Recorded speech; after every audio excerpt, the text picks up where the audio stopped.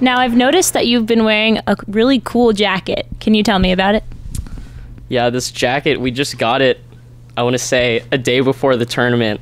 And they were flown in from God knows where, specifically for this tournament. And I'm just super hyped about it because I finally have my own jacket, team, and my name on the back. Here, I'll show you guys. Let's go. Pretty legit, pretty legit.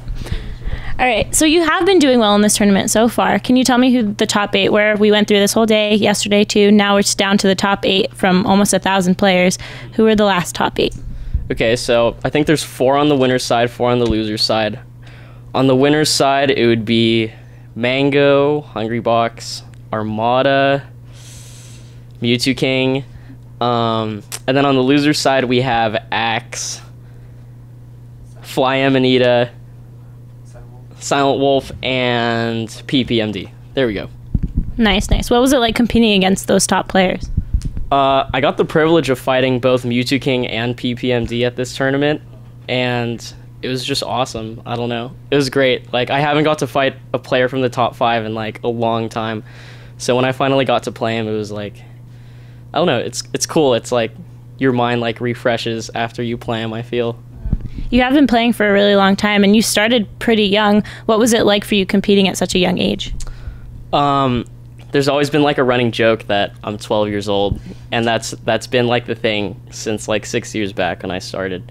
And it was always just kind of like, it kind of sucked to go to tournaments because I was young and like my parents were overprotective and like they wouldn't let me fly out. So I didn't actually travel until like, I want to say 2.5 years ago when I turned 18. Yeah. What are your parents' thoughts now? Oh, they're like super supportive now. They're really cool about it. Maybe like as I said, like 2 years ago they weren't. They're like completely opposed to it. But as soon as I picked up my first sponsorship, they were like, okay. What made you start playing the game? I don't know. It's really just like how everyone else starts the game. They just like play with their friends, have fun, do free-for-alls on Hyrule, bounce around the stage, and then just like, I don't know.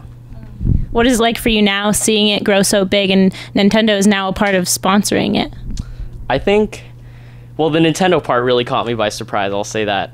Seeing the scene grow is like one of the best things, one of the best feelings for sure, because we'd once played the game when it was hard to get, I don't know, maybe like 50 people in a room, and then, you know, you go downstairs and there's 700 people signed up for EVO, and that's pretty incredible. Now, I know that you play Marth and Fox. Can you tell me why those two characters? Okay, so I picked up Marth initially because he's just like a basic character, and I've always liked playing basic characters in all games and just like diversifying it with like my own pizzazz and whatnot. I picked up Fox for a counterpick matchup because back at home in NorCal there's a Sheik player, and he's destroying Marths like left and right, so I had to switch, and it kind of just became like a permanent thing. I know that Fox is one of the top characters that a majority of the top players pick. Is that an essential character that everyone needs to know in order to be a top player? You need to know how to fight him, for sure. In order to be a top player, I don't think you need Fox, though, because, you know, there's like Armada and there's Hungrybox. They've proven that they don't need Fox in order to be the best. And Armada's beaten all the best Fox players, including Mango, you know, and he's done it with Peach. So when it comes to your tournament for the last 2 days, did you think you would get as far as you did? My goal was top 8. When I looked at my bracket, it was kind of unrealistic though, because I had a whole bunch of people who were just really good against Marth, and I didn't think I was gonna make it that far. But when I got 9th, like, I was pretty pleased. I guess like I made, I don't know, it's where I wanted to be, sure. Now, I know you play with doubles as well. What is that like? How is that comparing to singles? Well, I like doubles more than singles. I feel like I'm more of a doubles player than a singles player at this point. Even though I play a character who's like really bad at doubles, supposedly. But yeah, I don't know. I like doubles a lot more. I feel like it's cool to communicate with a teammate / friend that you're close to and just conquer, you know, over top players and whatnot. Where do you see your team going in this competition? Well, right now we're in losers bracket. I think we can get, I think top 5 is like a pretty safe thing. I would hope so, yeah. Who would you say are your biggest competitors right now?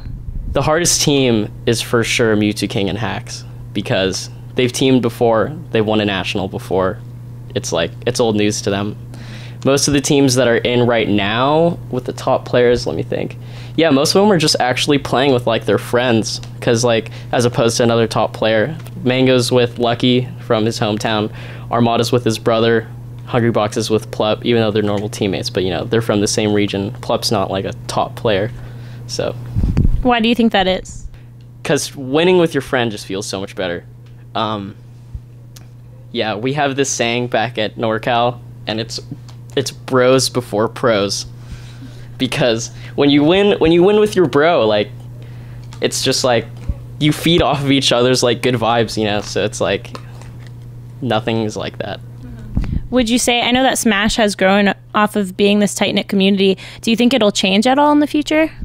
Yeah, I think Smash is like due to change like for as long as we play it, honestly. And it's all about just staying with the times, because there are always going to be new opportunities and there's always going to be new players coming along. So, well, I look forward to seeing where Smash goes in the future and how you guys do tomorrow.